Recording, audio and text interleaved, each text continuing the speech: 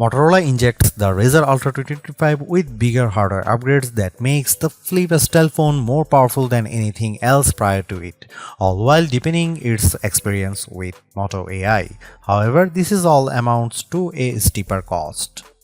With the new moniker, it's no surprise that the Ultra ups the ante with its higher $1,299 starting cost. That's a premium $300 over the Razr Plus 2024 and puts the Razr Ultra firmly into the flagship phone category.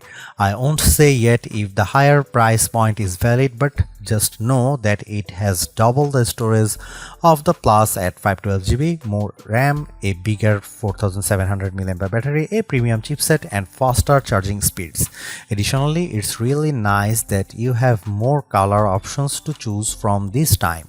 You get a choice between Pantone Rio Red, Pantone Mountain Trail, Pantone Cabaret, and Pantone Scarab. I have got the latter, which features a suede-like Alcantara finish. While some would argue this is the most premium option of the bunch, I prefer the Pantone Mountain Trail version with its wooden finish.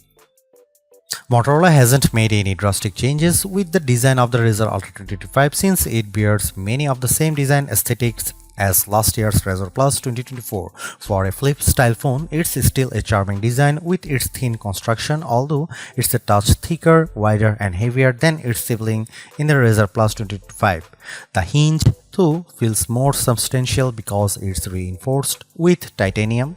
In addition to the gapless design as before, the crease in the middle of the display isn't as deep as before, even if it's still visible at just the right angle. More importantly, I really like the snappier response of the hinge, which is not as stiff as last year's Razr Plus 2024. For a phone that folds, it still feels incredibly sturdy, which is backed up by its IP48 rated construction, but I'm not confident that the Alcantara will hold up as well as some of other finishes.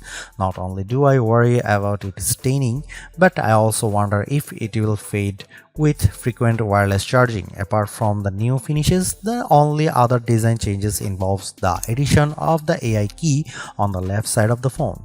While the design remains largely unchanged, the new hinge design and additional finishes continue to make it charming amongst foldables.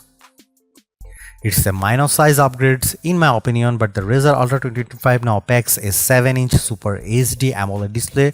That's a mere 0.1-inch increase over display size in the Razr Plus 2024 and 2025. First of all, I will say it's a good looking display complete with wide viewing angles, bright colors, and tons of details.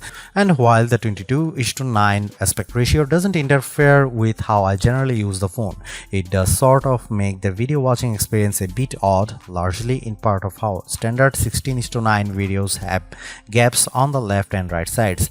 I could perform a zoom to get videos to fill the entire screen, but then it crops a lot of the top and bottom. Thankfully, it's still brilliant looking with its peak brightness output of 1835 nits. This actually comes up short compared to the record-setting mark of 2158 nits achieved by the Razr Plus 2024, but it's still incredibly bright by today's standards. In fact, few phones have exceeded 2000 nits in our lab testings. On the outside, it will feature 4.0-inch POLED display with a resolution of 1272 by 1080 pixels. It's sharp and detailed and allowed me to better use the phone one-handed due to how it can run any app in full screen mode. I really love this, even though the camera lens can sometimes cover up parts of an app I need to access.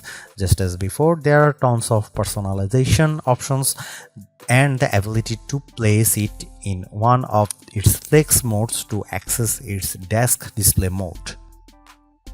I wasn't a fan of the switch Motorola made with the Razr Plus 2024 since it dropped the ultra-wide camera in favor of a telephoto one with 2x optical zoom, but I'm glad that Motorola has gone back to that setup with the dual camera setup on the Razr Ultra 2025, which consists of a 50 megapixel main camera paired with a 50 megapixel ultra-wide camera. Flip phones such as this are meant for vlogging, so ultrawide cameras are valued for this exact reason when it's paired with the outer screen for recording video. While there is an upgraded 50 megapixel selfie camera embedded into the main display, I still love being able to use the better rear cameras paired with the outer screen. This makes selfies and vlogging much easier. Content creators will enjoy the number of camera modes available with the Razr Ultra 2025, including new editions like Group Shot, which basically takes a burst of images and blends the best faces for the picture perfect shot. As much as I like using Pro mode to tweak the camera settings to my hiking, it's only for photos and not videos. Plus, it's missing a portrait video mode that other similar priced phones offers. Here are some camera samples of the Motorola Razr Ultra 2025.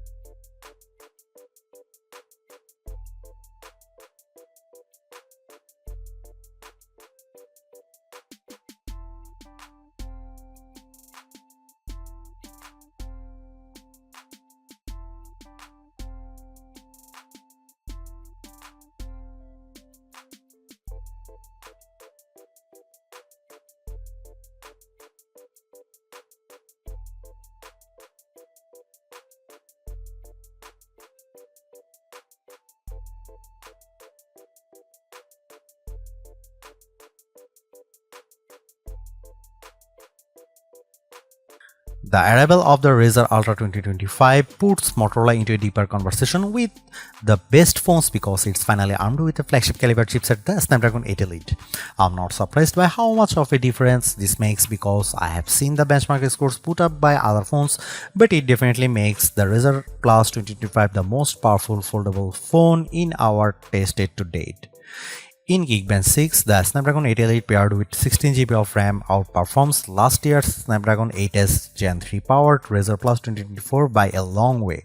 Its single and multi-core scores of 2719 and 8342 respectively even managed to beat Galaxy Z Flip 6. There's also a remarkable GPU performance boost as well, nearly doubling the frame rate that the Razr Plus 2024 achieved with 3D Mark's Wildlife Unlimited test. The 73.74 FPS average frame rate pulled in by the Razr Plus 2024 isn't too shabby, but the Razr Ultra managed 145.32 FPS running the same test. This is all translates to an exceptional performance no matter what I do or run on the phone. Scrolling through the interface is also buttery smooth, thanks in part to its adaptive 165Hz refresh rate, which gives animations that extra fluid look. Games run really well too, including when I play them in full screen mode with the outer screen. All of this just shows how much of a leap it is over last year's Razr Plus 2024. I have yet to commit long term to using a flip style phone, but the Motorola Razr Ultra 2025 is making a strong case to make me ditch my Galaxy Z Fold 6. That's because this compact ultra-sleek foldable phone is turbocharged in nearly every way over last year's Razr Plus 2024. Like I have said already, it's the most powerful and longest lasting foldable phone I have come across. On other note, I also love how it goes back to main and ultra-wide camera setup, which is powerful combo for creators. I just wish there are more video-centric modes to really make more use out of it. At the same time, the new Moto AI features help to diversify its experience, but it doesn't come close to matching the robust set offered by the Galaxy Z Flip 6. There's definitely still a lot more that Motorola could do to bring it to the same level, but it's not here in the current iteration. Most of all, I'm torn about the higher cost. It's a big step up over past models and sets a precedent for everything else. Price increases are inevitable, but this is just a bigger jump than what I anticipate shelling out for a flip-style phone. It's not perfect, but the Razr Ultra 2025 is steering in the correct direction by entering the AI conversation, all while making marked improvements just above everywhere.